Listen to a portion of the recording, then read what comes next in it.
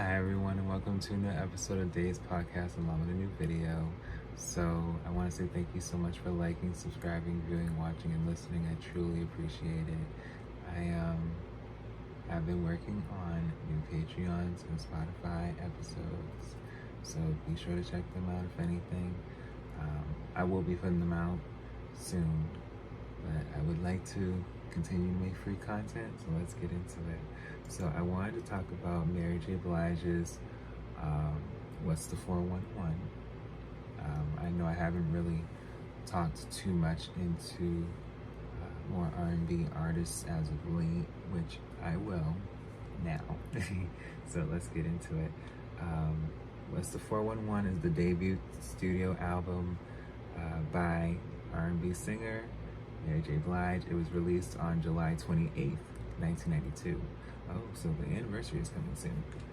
By Uptown Records and MCA Records.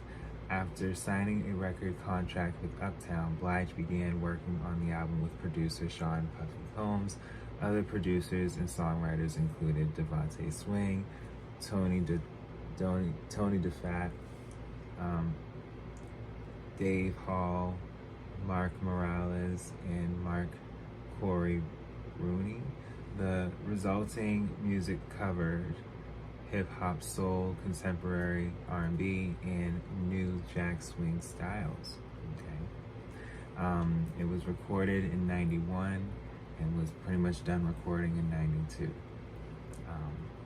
What's the 411 was also met with positive reviews from critics who applauded Blige's singing and the combination of hip-hop and soul music, which led to her being named the Queen of Hip-Hop Soul. The album peaked at number 6 on the U.S. Billboard 200 and topped the U.S. Top R&B and hip-hop albums chart. It was certified triple platinum by the Recording Academy and eventually sold 3.5 million copies. So, yeah, this was a great debut, if anything. You know, I know that people feel as though, charting number 1 is a big deal, and it is. And I've said this in previous videos where it's like the debut don't always at times be number 1, and that, a lot of the artists that we know and love at times build themselves to being number 1. I had actually said this as far as with Taylor. So it happens. At the age of 17, Blige recorded a cover version of Anita Baker's Caught Up in the Rapture in a recording booth at a local mall. Her mother's boyfriend at the time later played the cassette to recording artist and A&R runner for Uptown Records, Jeff Reed, whichever. Red then sent it to the president and chief executive officer of the label, Andre Harrell. Blige met with Harrell in 1990 and performed the song for him. She was signed to Uptown and became the label's youngest and third female recording artist after FNS.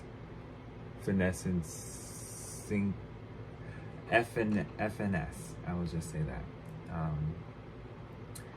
Okay. So, yes, You Remind Me came out June 23rd, 1992. Real Love came out August 25th, 1992. Reminisce came out October 13th, 1992. Sweet Thing came out April 2nd, 1993. And then Love No Limit came out May 10th, 1993. After being signed to Uptown Records, Blige began working with record producer Puff Daddy. He became the executive producer and produced a majority of the album. The title, What's the 411, derived from Blige's past occupation as a 411 operator. It was also an indication by Blige of being the real deal. The music was described as revelatory on a frequent basis. Blige was noted for having a tough girl persona and streetwise lyrics. The album begins with a Leave a Message, a collection of Blige's answering machine messages over a drum beat. The following 2 tracks, Reminisce and You Remind Me, are melancholy songs that are overlaid with hip-hop beats. A cover of Shaka Khan's Sweet Thing followed. But yeah, it was literally like, this is early 90s, so at that time, like wanting to get yourself out was really a thing. And so this is, like I've said with a few artists, where, you know, getting yourself out there it means something later. What's the 411 was released on July 28th, 1992. It peaked at number 6 on the Billboard 200 and topped the R&B Hip Hop Albums chart. It also peaked at number 53 on the UK Albums chart. The first single released to promote the album was You Remind Me, originally from 1991 film Strictly Business. It reached the number 29 position on the pop charts and number 1 on the R&B charts in 1992.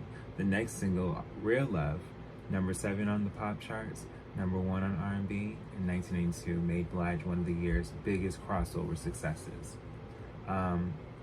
With the album, Blige became the most successful new female R&B artist of 1992 in the United States, according to music scholar Dave McAleer.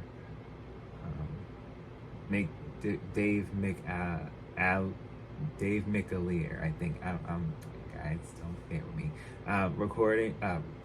Reporting on the album's commercial success for Entertainment Weekly that year, Dave DiMartino, said Blige's powerful, soulful voice and hip-hop attitude made her solidly connected with an audience that has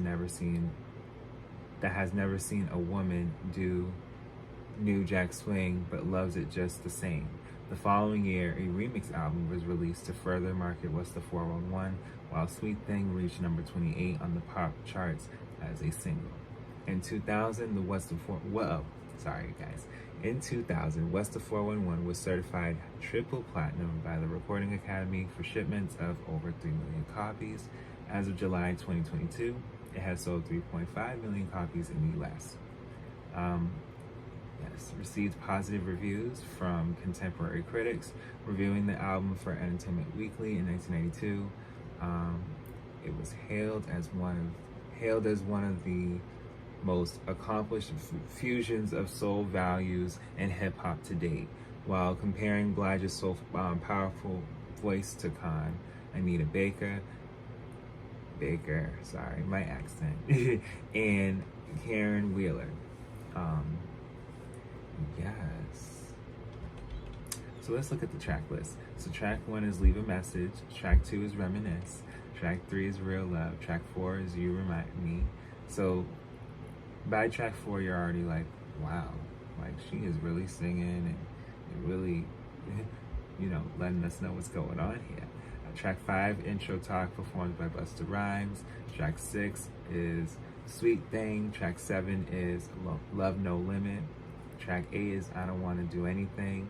Track 8, I Don't Want to Do Anything, featuring Casey Haley of Jodeci.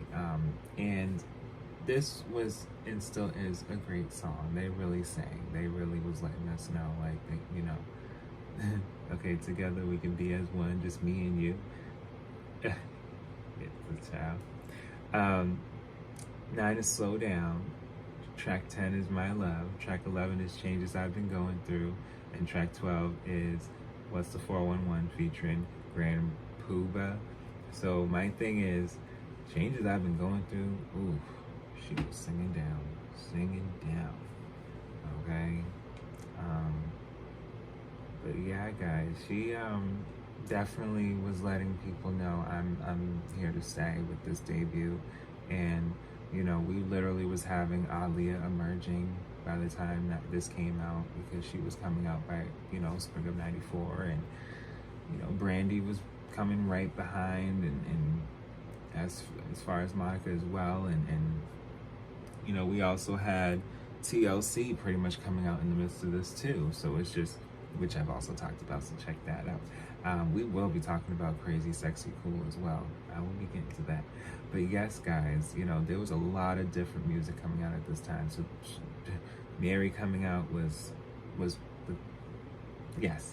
a good thing, a great thing. But all right, guys, I hope you guys enjoyed this episode. I truly appreciate it, and I'll be back with more.